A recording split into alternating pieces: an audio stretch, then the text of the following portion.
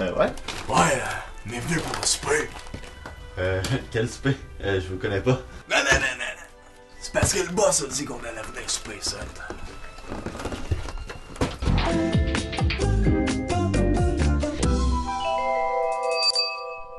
Âgé de 20 ans, Pablo est un passionné de films de Jackie Chan.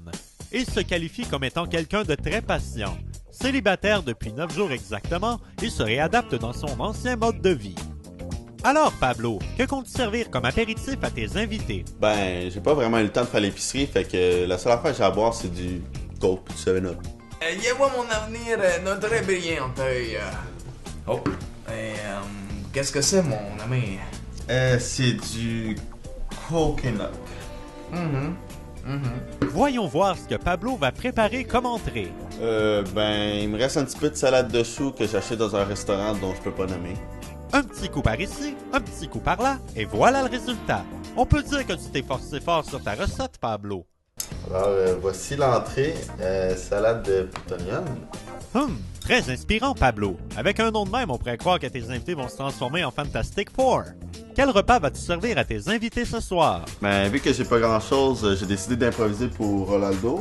Qu'est-ce que je vais faire? Je vais tout passer le fond de boîte de mes pâtes, puis on va appeler ça le party mix de pâtes.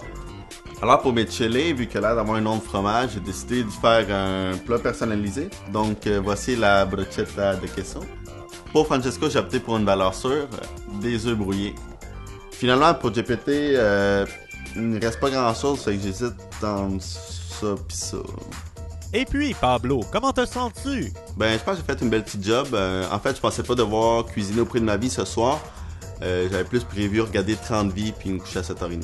Retournons voir nos joyeux lurons à la table. Et là, il m'a dit, pitié, j'ai une femme et des enfants. Alors, voilà. Je n'ai rien mangé d'aussi dégueulasse que cette merde. Mélanger des pâtes, c'est un manque de respect envers toute ma famille italienne. Des linguini, c'est des linguini. Des catellini, c'est des catellini. Depuis que j'ai mangé ces satanés œufs brouillés, je suis incapable de dire des gros mots. Toi, Pablo, t'as tout ça de famille.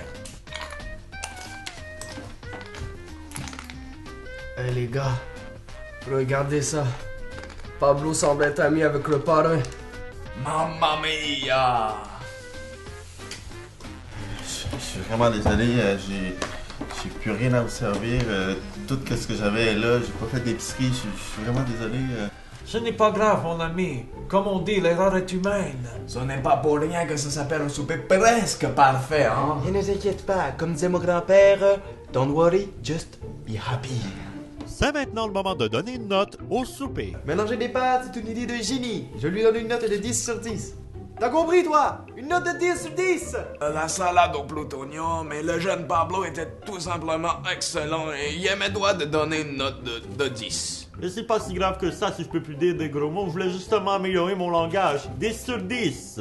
J'ai beaucoup aimé l'ambiance du petit Pablo, mais son souper était vraiment chier. C'est pourquoi je lui donne une note de 6. Scusi, une note de 9?